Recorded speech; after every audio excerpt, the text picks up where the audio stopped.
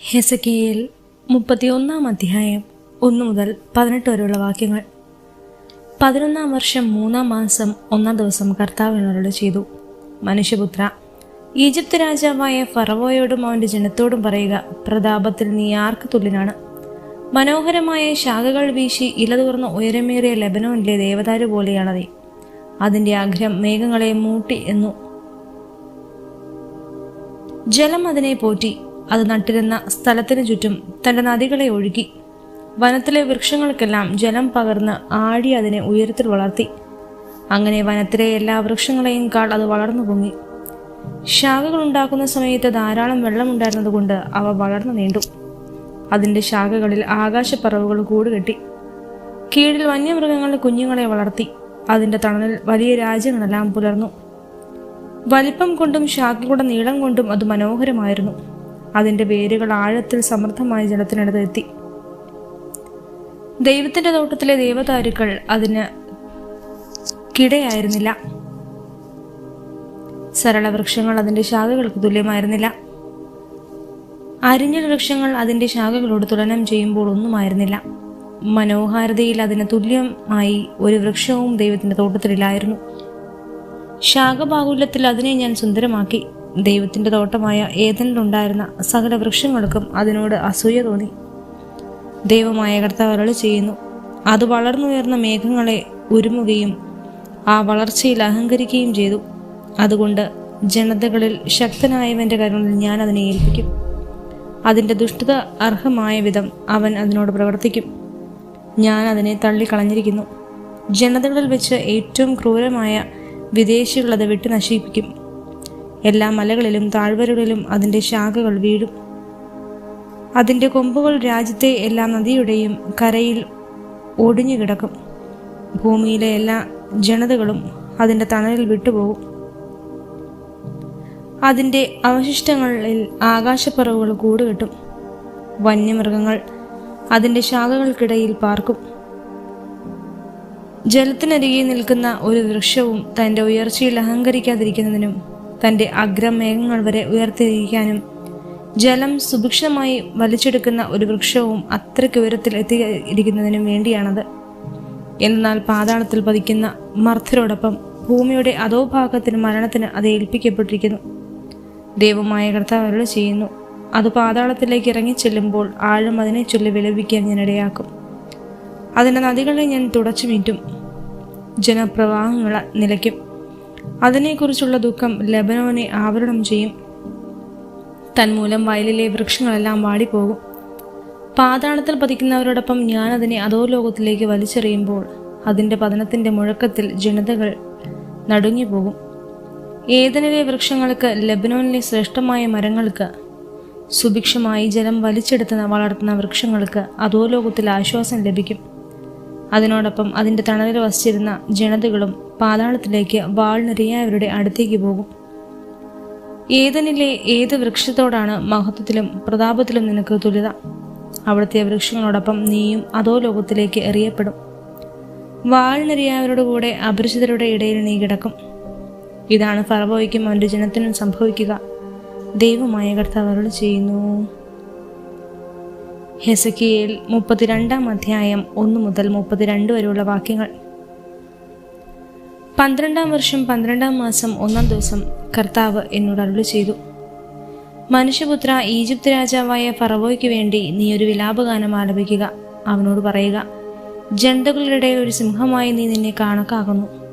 എന്നാൽ നീ കടലിലെ ഘോര സസ്യം പോലെയാണ്.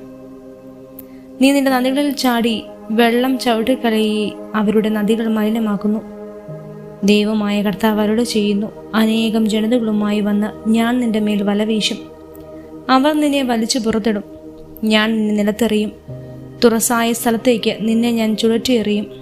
ആകാശത്തിലെ എല്ലാ പറവകളും നിന്റെ മേൽ പറന്നു വീഴുന്നതിനും ഭൂമിയിലെ എല്ലാ മൃഗങ്ങൾക്കും നിന്നെ തന്നെ തൃപ്തരാകുന്നതിനും ഞാൻ ഇടവരുത്തും.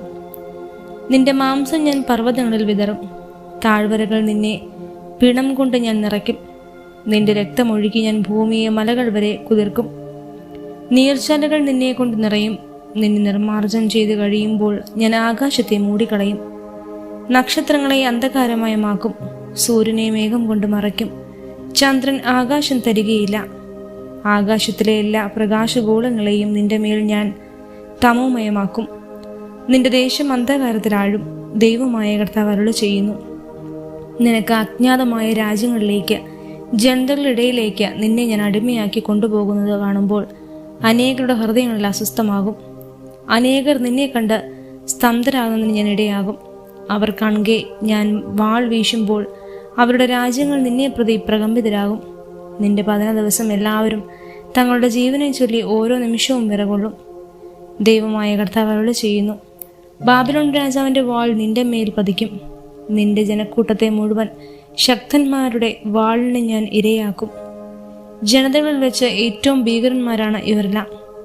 ഈജിപ്തിൻ്റെ അഹങ്കാരം അവർ അവസാനിപ്പിക്കും.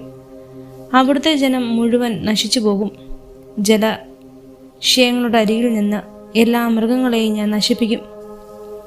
മനുഷ്യൻ്റെ പാദങ്ങളോ മൃഗങ്ങളുടെ കുളമ്പുകളോ മേലിൽ അവയെ കലക്കുകയില്ല. ദൈവമായ കർത്താവ് അരുളി ചെയ്യുന്നു. ഞാൻ അവരുടെ ജലം തെളിമയുള്ളതാക്കും. അവരുടെ നദികൾ എണ്ണ പോലെ ഒഴുക്കുന്നതിന് ഞാൻ ഇടയാക്കും. ഈജിപ്തിനെ ഞാൻ വിജനമാക്കുകയും ദേശത്തുള്ളതെല്ലാം നശിപ്പിച്ച് അതിനെ ശൂന്യമാക്കുകയും അതിലെ നിവാസികളെ വധിക്കുകയും ചെയ്യുമ്പോൾ ഞാനാണ് കർത്താവെന്ന് അവർ അറിയും. ആലപിക്കാനുള്ള ഒരു വിലാപമാണിത്. ജനതകളുടെ പുത്രിമാർ ഈജിപ്തിനെയും അവളുടെ എല്ലാ ജനങ്ങളെയും കുറിച്ച് അത് ആലപിക്കും.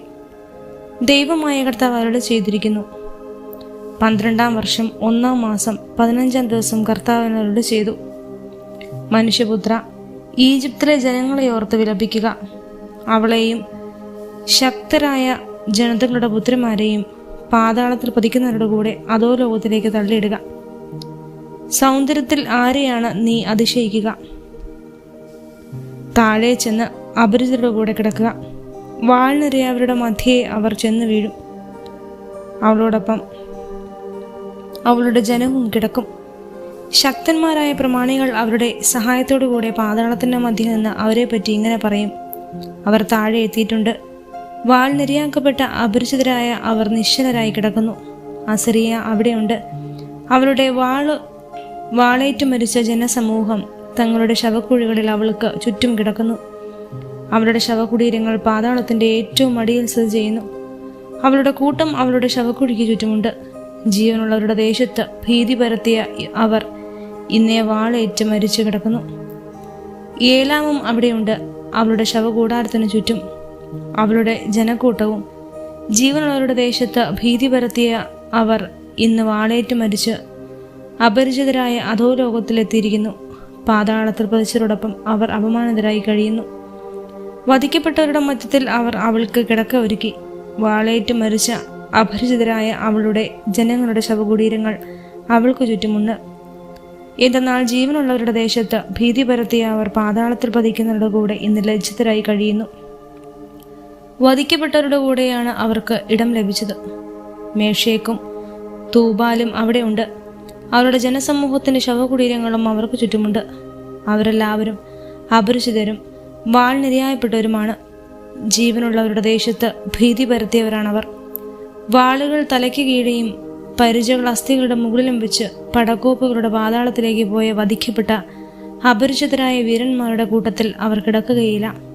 കാരണം ജീവനുള്ളവരുടെ ദേശത്ത് ശക്തന്മാരായവർ ഭീഷണിയായിരിക്കുന്നു. അപരിചിതരുടെ ഇടയിൽ വാൾനിരയാക്കപ്പെട്ടവരുടെ കൂടെ നിങ്ങൾ തകർന്നു കിടക്കും.